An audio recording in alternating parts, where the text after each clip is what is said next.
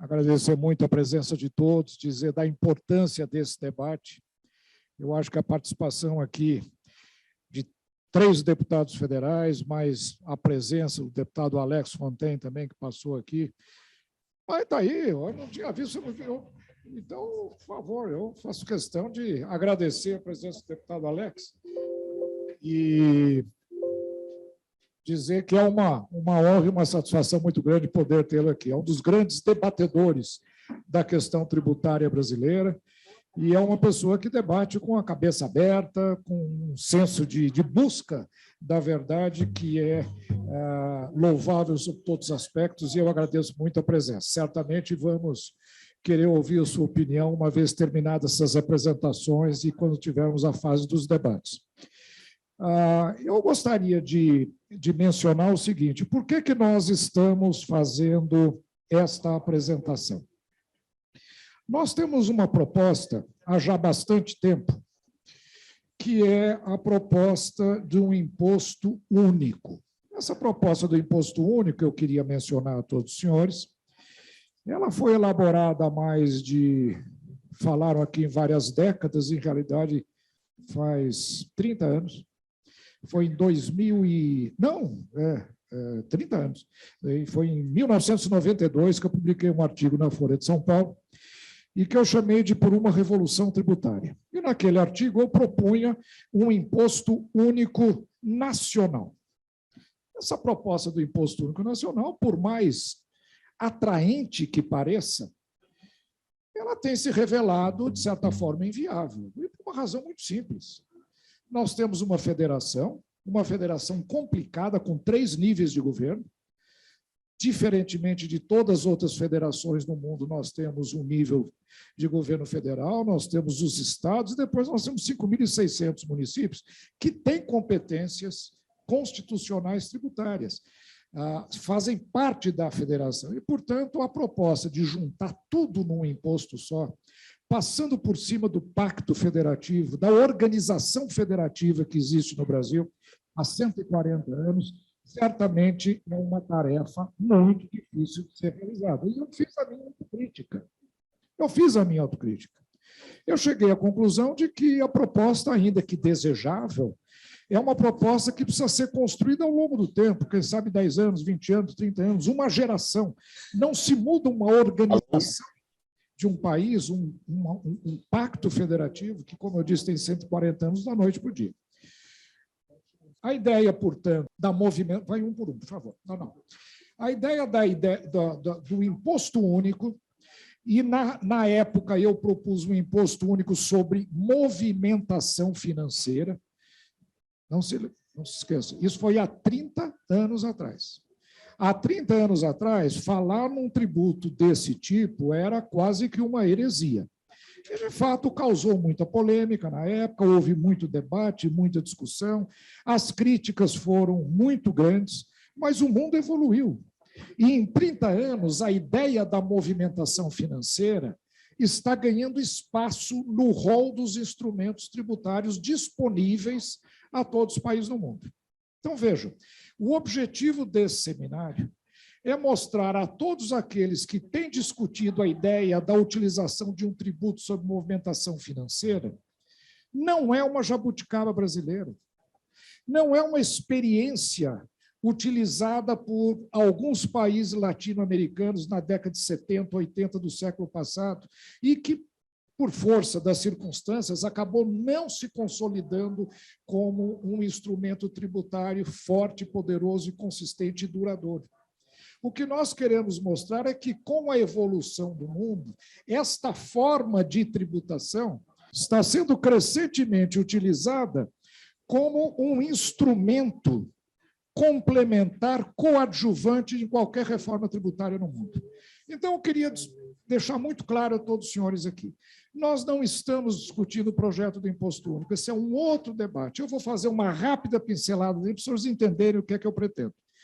O objetivo da coalizão Simples Brasil é simplesmente alertar a sociedade brasileira que tributação sobre movimentação financeira não é jabuticaba brasileira, não é palavrão, como normalmente se utiliza quando se equaciona a tributação sobre movimentação com a famigerada CPMF, não é absolutamente voltar atrás no tempo, mas sim nós ajustarmos a nossa realidade, a visão do mundo digital ao que efetivamente está acontecendo. Esse é o objetivo primeiro desse debate, discutir tecnicamente o que é tributação sobre movimentação financeira. E, para isso, nós trouxemos um professor da Universidade de Harvard, professor Antônio Weiss, que está discutindo a implementação de um imposto sobre transações financeiras nos Estados Unidos. Trouxemos um professor da Universidade de Zurique, Departamento de Finanças da Universidade de Zurique, professor Marc Chesnay, que tem a mesma proposta também na Suíça, debatendo e discutindo com a comunidade acadêmica europeia. E trouxemos também depoimento da Hungria, que é o único país europeu que já começou a utilizar, desde 2013, um tributo sobre movimentação financeira, idêntico ao que era a nossa antiga CPMF, com diferenças evidentes de modus operandi.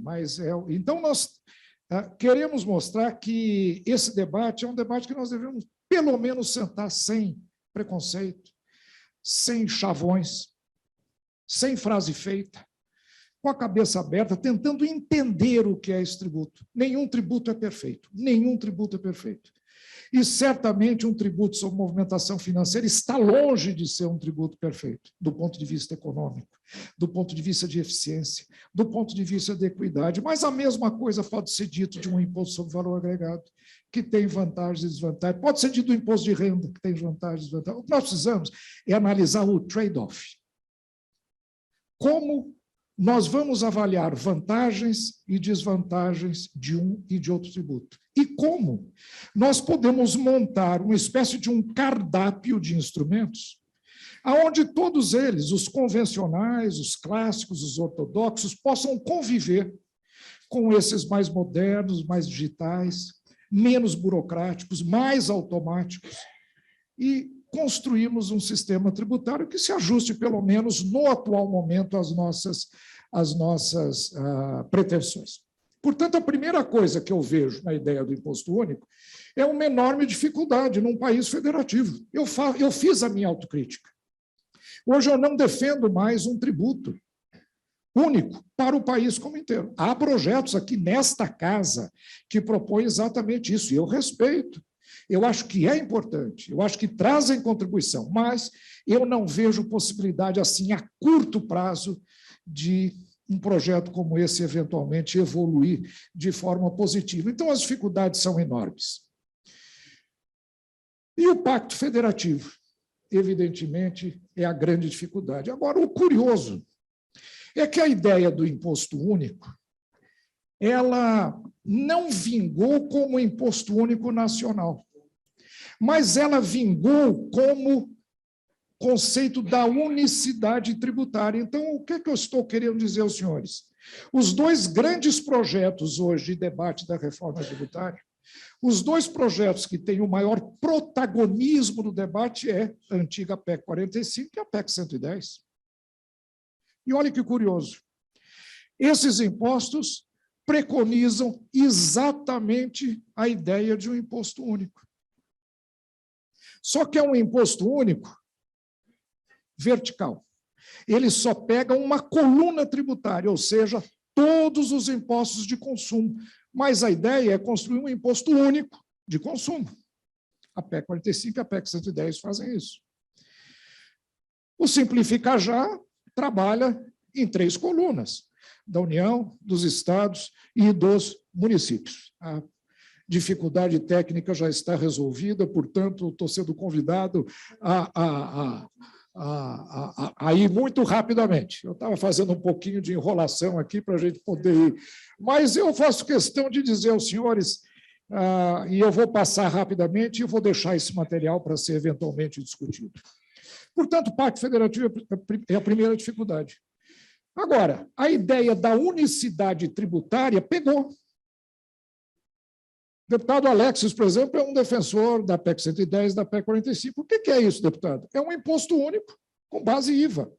O que eu proponho é um imposto único com base em movimentação financeira. Então, o conceito da unicidade, ou seja, juntar coisas, construir um sistema mais enxuto, com menos impostos, essa ideia pegou, mas não avançando nos vários degraus do nosso pacto federativo, do nosso estilo de governo. Portanto, o grande problema é que um imposto único de base IVA, e é um imposto único, nos nossos trabalhos mostra um deslocamento de carga tributária em desfavor dos serviços intensivos em mão de obra. Não é que um IVA seja ruim, não, o IVA é um imposto moderno. 160 países utilizam. Segmentos do setor produtivo ainda funcionam com cadeias de produção típicas de uma economia industrial do século passado, e esse imposto é muito apropriado para esse tipo de produção. Agora, para o mundo moderno, aonde um celular como esse não tem cadeia de produção atrás dele, o que ele tem? 10% do valor disso aqui é vidro, plástico e umas peças que são compradas. 90% é o quê? Marca, tecnologia e inovação, e isso acontece na última etapa do processo de produção, que é quando a Apple vende o produto. Então, 90% do valor é agregado na última etapa de produção. Cadê a cadeia de produção desse celular? Não existe. E o processo de produção moderno é exatamente isso. As cadeias de produção estão se transformando em networks de produção, onde a tecnologia e a inovação é, de fato, o grande instrumento de agregação de valor. Então, nós vamos passar para o próximo. Aqui eu falei para os senhores que o problema é que o setor de serviço teria um aumento de carga tributária grande. Eu vou mostrar para os senhores por que eu acho isso, caso, né, a PEC 110 seja aprovada nos moldes da PEC 110. Mas o argumento que eu ouço com muita frequência é muito estranho. E diz o seguinte: primeiro, o setor de serviço paga pouco imposto. Eu ouço muito isso. O setor de serviço paga pouco imposto, paga menos imposto do que o setor industrial. Portanto, é justo que se desloque carga tributária da indústria para o serviço. Segundo argumento, que eu ouço com bastante frequência: o setor de serviço é consumido por rico, pobre não consome serviço. Como se saúde não fosse serviço, transporte coletivo não fosse serviço. É lógico que é possível até que, dependendo da cesta de consumo, de fato, as classes mais abastadas consumam mais serviços. Agora, não existe esse desequilíbrio que justifique um projeto de reforma tributária que desloque, da forma como desloca, a carga tributária da indústria para ser suportado pelo setor de serviços. Até porque isso aqui é um trabalho que eu quero mostrar aos senhores. Não vamos comparar o que é a carga tributária do setor de serviços só na tributação de consumo. Nós temos que olhar a carga tributária do setor como um todo, incluindo imposto de renda, sobrefolha, etc. E quando nós fazemos isso, juntando todos os impostos federais, Seguridade, sobre serviço, ISS e ICMS, esse aqui incide, sobretudo, sobre indústria, não tem dúvida nenhuma, o serviço não paga esse. Mas o serviço paga muito disso. O serviço paga isso, mas é uma alíquota muito mais baixa. Então, veja, eu fiz isso aqui, e aqui nós vemos o seguinte: a carga tributária global, a agricultura é 12,9%, a indústria 13,3%, de fato, a indústria paga mais do que a agricultura. O setor do comércio paga menos, 7,8%. A atividade financeira bancária, 6,4%, e serviços, 15,4%. Quem é o campeão de imposto no Brasil? Somando o conjunto de impostos, não é a indústria, é o setor de serviço, 15,4% do seu faturamento é imposto. Tá? A média nacional é 10,8%. Passando para o próximo rapidamente, eu vou acelerar porque eu não quero cansá-los. Aqui eu fiz um cálculo do que aconteceria se nós aplicássemos a PEC 110 com uma alíquota global, somando o IBS e a CBS de 25%, porque a ideia da PEC 110 é um IVA dual, haveria 2 tributos, né? A soma desses 2 tributos daria 25%, pelo menos essa é a estimativa que existe, e aqui é a carga tributária atual. Esse é o sistema em vigor hoje. Por exemplo, o setor de serviço tem, na sua produção, nos tributos sobre consumo, mais INSS, 27% de imposto no preço do produto. Com a PEC 110, com uma alíquota de 25%, iria para 30%, um aumento de 13% de carga tributária. A agricultura teria uma queda, seria beneficiada. Extração mineral, um enorme aumento de carga tributária. A indústria de alimentos ficaria meio no 0 a 0. Quais são os grandes favorecidos da PEC 110? Indústria, menos 6%, e intermediação financeira, menos 6%.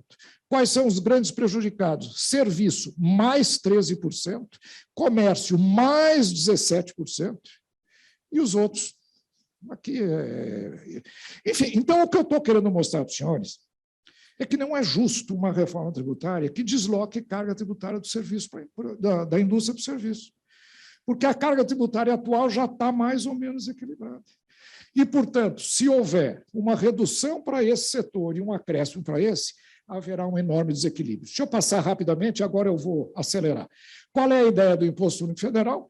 Eu rapidamente quero mostrar para os senhores entenderem a lógica. Primeiro, não dá para se fazer uma reforma ou se sonhar com o Imposto Único Nacional.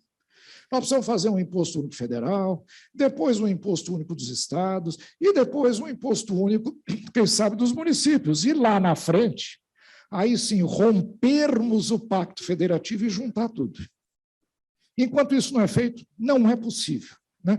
Então, vamos trabalhar por cortes. O primeiro corte seria o Imposto Único Federal, e depois eu vou falar sobre o Imposto Único dos Estados e dos municípios. Aqui a ideia, e para os senhores entenderem a ideia do Imposto Único Federal, aqui é o orçamento do governo federal em 2019. 2020 foi ano de crise, 2021 também é um ano que tem muita crise, então eu peguei 2019 para vocês entenderem. A arrecadação total, 1.614 trilhão.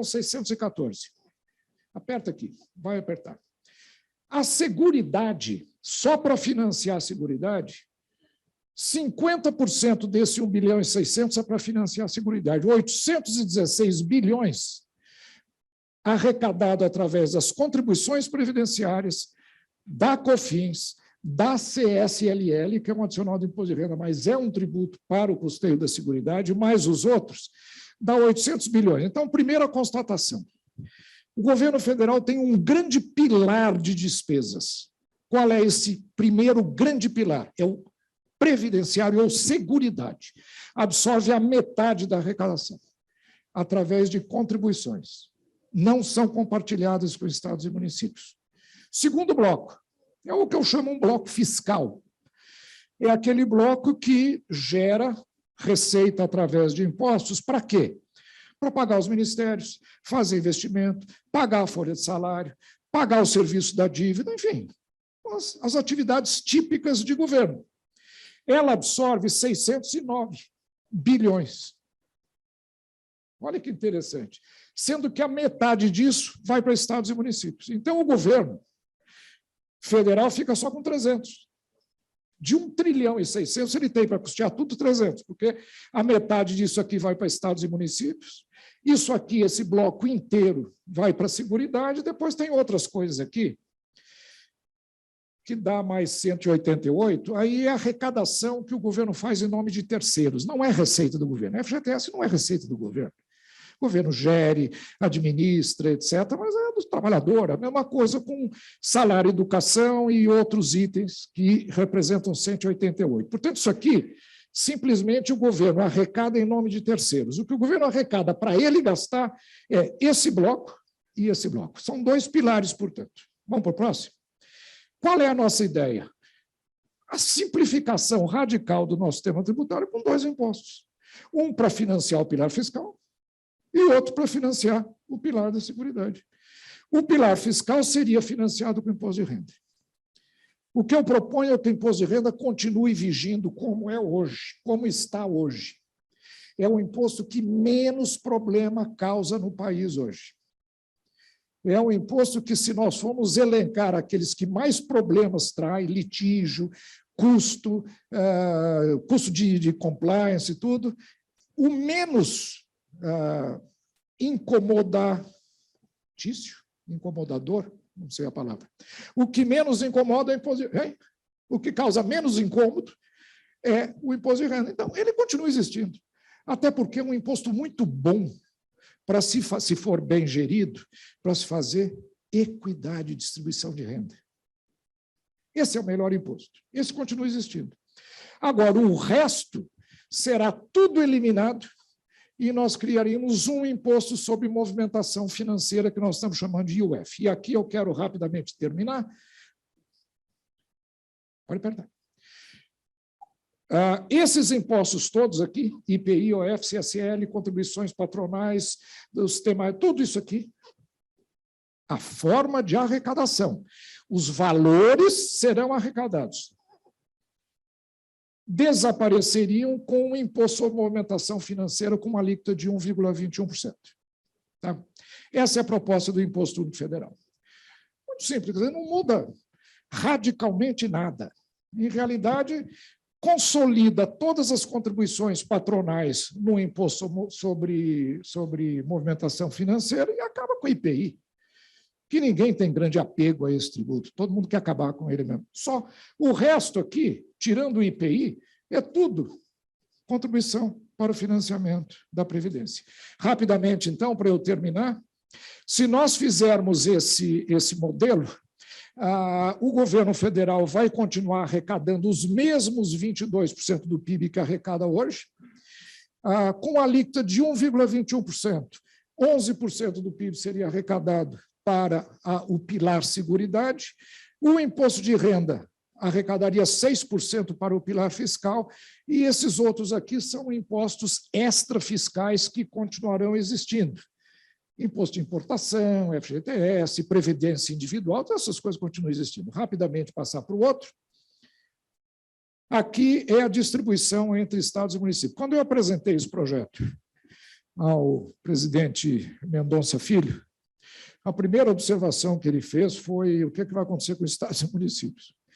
E, de fato, é uma pergunta absolutamente pertinente. Eu fiz um esforço de responder tardiamente a sua pergunta, mas tento responder aqui. Isso aqui é a regra atual hoje. Estados, Fundo de Participação de Estados, municípios, aquele adicional de 1% que é dado julho, setembro e dezembro, e mais os fundos concessionais, representam hoje 50% do bolo da arrecadação. A proposta que nós estamos fazendo e está consubstanciada na PEC, esqueci o nome dela, do Imposto Único Federal, transfere a estados e municípios 56,16%. Portanto, aumenta. Estados e municípios passarão a receber também, além de tudo aquilo que eles recebem do imposto de renda, uma parcela do imposto sobre movimentação financeira também, equivalente a 6% da arrecadação. Portanto, estados e municípios serão parceiros também na arrecadação desse imposto. Para finalizar, eu acredito que essa é uma reforma tributária moderna, porque o tributo sobre movimentação financeira e os outros apresentadores vão estar falando exatamente sobre isso. Por que eles acham que esse imposto é bom? E eu não vou fazer essa justificativa, então pode passar rápido, mas é base ampla, é universal, ele simplifica, não tem burocracia, não declaratório, reduz litigiosidade, acaba com a evasão, adequado à economia digital e reduz a carga tributária para as empresas, como nós vamos ver, como nós já vimos no... Pode passar, por favor. E aqui eu termino a apresentação. Com a ideia do imposto único federal que nós estamos propondo, um imposto de renda e um tributo sobre movimentação financeira com alíquota de 1,21%, nós vamos ter esta distribuição, que eu depois terei o maior prazer em dar aos senhores, desagregado para 126 setores usando os dados do IBGE. E eu agreguei aqui para não ter uma coluna com 126 atividades, né? Tem atividade de conservação e limpeza, tem atividade de produção de arroz, feijão, milho, 1 por 1, etc., etc. Eu agreguei tudo o que acontece. Agropecuária, com o modelo do Imposto Único Federal, teria uma queda de 14% de carga tributária, menos 23% mineral, indústria de alimentos, menos 17%, indústria de transformação, menos 31%, menos 27%, setor de serviços, menos 30%. E vejam, a indústria também se beneficia com a desoneração de folha. Terá uma queda de carga tributária de 31%. 31%. Vocês vão falar, mas que milagre é esse? Que coisa interessante. Como é possível todo mundo pagar menos e a arrecadação ser a mesma? Como é possível isso? Qual é a pegada que está por trás do imposto sobre movimentação financeira? É o único imposto, deputados, que chega a 30% do PIB brasileiro, que não são alcançados por nenhum imposto. E aí eu digo, informalidade, o sonegador, o planejador, aquele que dentro da legalidade faz esses esquemas e hoje são possíveis de serem feitos para não pagar imposto, e, infelizmente, o quarto segmento que começa a crescer muito no Brasil, crime organizado, que controla tráfego, contrabando, armas, e controla comunidades inteiras. Em alguns estados, determinados conjuntos de 200, 300 mil pessoas são comandadas pela milícia, que não pagam um tostão de imposto. E eu estimo em 30% do PIB brasileiro hoje, só a economia informal, estimada pelo IBGE, dá 17% do PIB. Eu acho que os outros 13%, sonegação, evasão e economia do crime, representam os outros 17%. O segredo está aqui. Quem paga imposto hoje vai pagar menos. Todos os setores vão pagar menos. Em compensação, 30% do PIB, que não são alcançados por nenhum tributo, vão começar a pagar a sua quota parte. Era isso que eu queria trazer como contribuição para os senhores. E, para finalizar, como é que eu vejo uma reforma tributária? E aqui eu quero falar muito particularmente para o meu amigo deputado Alex Fontaine. Eu acho que não existem ideias que não se combinem. Eu acho que, por exemplo, a implantação de uma reforma tributária no governo federal nesses moldes. Segundo, todos os tributos dos estados seriam transformados no imposto único estadual, que é o quê? O ICMS. Aí vale a PEC 45, vale a PEC 110, vale até, eventualmente, a sugestão de simplificar. Já a única diferença é que, dos 28 participantes da PEC 110, um caiu fora, que é esse aqui. Os 27 estão aqui. Então, junta tudo, melhora os 27, cria uma legislação única, harmoniza, usa todos os... Vamos construir um IVA bem feito para os estados, mas deixa a União fora. E a União segue esse modelo. A mesma coisa com relação aos municípios. Isso pacifica o debate. Eu acho que dá para se falar, então, no Imposto Único Federal, no Imposto Único Estadual e no Imposto Único Municipal. Esse aqui com a proposta do IUF, esse aqui com a proposta da PEC 110, ou qualquer uma delas, e esse aqui com a proposta de simplificar já, que quer transformar o ISS num imposto mais moderno e totalmente de destino, coisa que ele não é hoje, mas aperfeiçoa o ISS. Então, era isso que eu queria dar como contribuição para esse debate, e dizer o seguinte: o objetivo desse seminário é discutir, porque não é loucura se falar no uso de um tributo sobre movimentação financeira hoje no Brasil, como não é no mundo. E existem várias camadas da tributação sobre movimentação financeira. Desde a movimentação financeira via bancos, que é a CPMF. A CPMF só pegava movimentação financeira de bancos, não pegava movimentação financeira do mercado de capitais. Até as propostas que estão sendo hoje trabalhadas, como o Tobin Tax, como vocês vão ver pelo americano e o suíço, que acham que você tem que ampliar essa base. Além da base bancária, que é a base tradicional, que nós usamos da CPMF, dá para você começar a avançar também em algumas outras faixas de movimentação financeira, por exemplo, como é a Inglaterra, que tem um stamp tax em todas as negociações de ações. Singapura, maior centro financeiro da região asiática, né? Tem um tributo que incide sobre todas as atividades, do estilo Tobin Tax, com uma alíquota que chega a 2%. Em ações é 2%, depois em derivativo é menos, etc., mas amplia a base de incidência, que tem duas vantagens. Primeiro, é enorme, portanto, aumenta a possibilidade de arrecadação. E segundo, é justo. Essa sim é justo. Quem ganha dinheiro em derivativo, em mercado de capitais, esse sim é, como diz o ministro Paulo Guedes, são os milionários. E esses, ao serem mais tributados, estaremos construindo um sistema estruturalmente mais justo, onde a grande carga tributária, não tenho dúvida, se a gente começar a ampliar para ações, depois para derivativos, depois para bonds, depois para títulos, essa tributação vai pegar, de fato, o mais rico. Aí nós vamos perceber que a base CPMF que nós pagamos quando vamos no supermercado, quando fazemos compras, etc., vai representar 10% da arrecadação. 90% vai vir do setor financeiro. Esse vai chiar com essa proposta, não tenho dúvida nenhuma. Mas é o que está sendo discutido hoje no mundo. E eu convido os senhores a ouvir as apresentações que nós vamos ouvir para mostrar que não estamos sonhando, isso não é uma ilusão, isso não é uma utopia, isso não é uma jabuticaba brasileira, não, é uma coisa que começou aqui há 30 anos atrás e que hoje está alcançando o mundo inteiro, como vocês vão perceber. Desculpe aí a demora, tá bom? Muito obrigado.